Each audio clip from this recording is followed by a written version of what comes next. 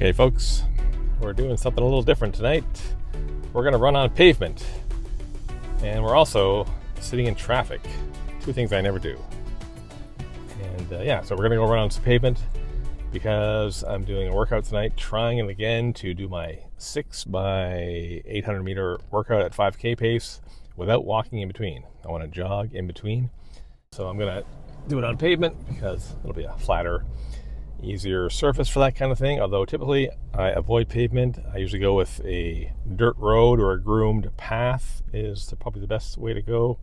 Every now and then you might want to run on some grass, maybe even barefoot, just to kind of get back to that natural, the way you were born to run kind of thing. But I usually avoid pavement. And of course, at the worst, or the very worst to avoid, is sidewalks and sidewalks at night. Absolute worst. Sidewalks at night. You don't want to run on sidewalks at night because your body can't see what's coming, or your eyes can't see what's coming. And your body doesn't really subconsciously adjust for the ground that's coming up towards your feet. Whereas in the daytime, you can kind of adjust and whatnot. But of course, again, best place to go is a nice groomed trail or a nice flat dirt road. Okay, if you have to run on pavement, this is the kind of pavement you want. A nice groomed pedestrian path here, so you don't have to worry about running on the shoulder of the road, which is always slanted to one side, so your left foot's always lower than your right, all that jazz. No traffic concerns here.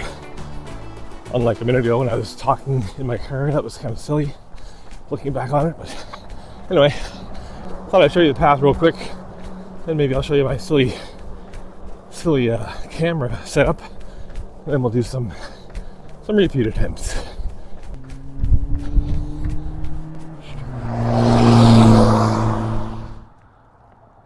Okay, folks, this might end up being a video about just what a mess this is, because first of all, I forgot my Garmin. I was so worried about my silly extra phone setup and bringing my music with me and all this other silliness, my water. I forgot my Garmin, but luckily across the road over there's a fire hydrant, and that fire hydrant down to a sign on the side of the road is 800 meters, if I recall correctly from last time I was here. So I'm going to give it a go, but I'm also feeling really rough. My warm-up was brutal, so this might end up just being a workout about knowing when to call it. If I feel as bad as I think I might feel here, I might just abort this one and save it for another day. I had a big workout on Saturday, and then a pretty solid run on Sunday, and today is Tuesday, and maybe I'm just not quite ready for another workout as opposed to just like an easy run kind of thing. But anyway, we'll see what the story is. So I'll show you my silly camera setup here. I have a phone tucked in like a little fanny pack thing, and then I'm going to take my Garmin heart rate strap just for extra safety. So we'll see if this works. It's going to be foolish probably horrible camera footage and shaky and just a pain in the butt. But anyway, that's the story. So I'm going to give this a go regardless.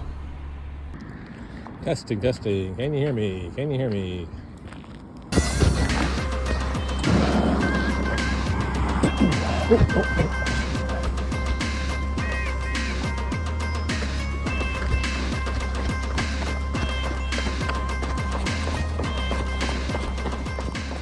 And then, after a somewhat promising start with the camera rig, it goes downhill really fast. As you can see here, the strap came up and covered the lens, and despite my valiant attempts to fix it, it ended up doing it again soon after that.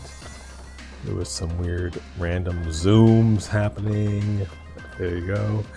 And yeah, it was just a total mess, which I eventually just kind of aborted the camera, chest camera attempt. And but just when it couldn't get much worse at all, oh, by the way, here's the one part of the road I had to cross, otherwise it was a perfect little path. But yeah, oh, and here goes our lens being covered again. But yeah, just when it couldn't get any worse, when I finally aborted this and came back for a little recap clip, you will see in a second, there was no audio.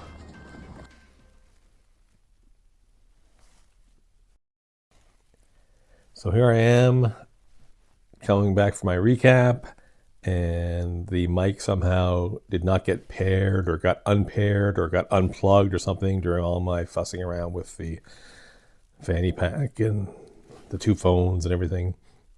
So anyway, long story short, I came back and said that I did manage to get through my 6 laps in a somewhat strange and messy fashion, but my time actually wasn't too bad, and I didn't walk hardly at all. So overall, it wasn't too bad, except for all the mental gaffes and technical glitches. But yeah, despite this being an okay outing run-wise on the pavement, I am ready, and I will be going back to the trails for the rest of the week. And hopefully recording things properly next time. See you later.